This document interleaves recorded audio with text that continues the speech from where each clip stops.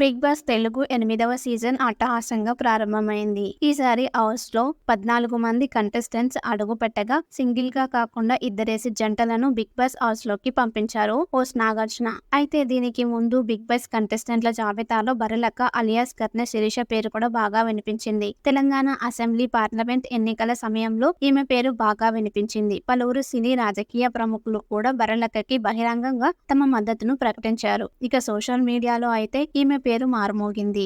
దీంతో గత ఏడాది నుంచే బరలక్క పేరు బిగ్ బాస్ కంటెస్టెంట్ల జాబితాలో వినిపించింది. అయితే ఆదివారం జరిగిన బిగ్ బాస్ 8వ సీజన్ లాంచింగ్ లో ఆమె పేరు ఎక్కడా వినిపించలేదు. దీంతో చాలా మంది నిరాశకు గురయ్యారు. అయితే లేటుగా అయినా లేటెస్ట్ గా బరలక్క బిగ్ బాస్ సీజన్ 8 కంటెస్టెంట్ గా ఎంట్రీ ఇవ్వబోతున్నట్లు సమాచారం జరుగుతుంది. కాగా గత సీజన్ లాగే ఈసారి కూడా మొత్తం 20 మందిని కంటెస్టెంట్స్ గా తీసుకురావాలని బిగ్ బాస్ టీం భావించిందట.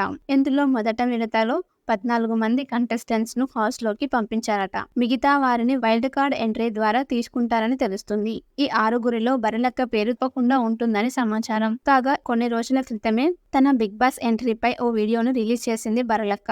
అందులో ఈ విధంగా చెప్పుకొచ్చింది. బిగ్ బాస్ 8వ సీజన్ కంటెస్టెంట్ జాబితాలో నా పేరు కూడా ఉంది. అయితే గత కొన్ని నెలలుగా నాకు ఫేమ్ తగ్గిపోయిందట.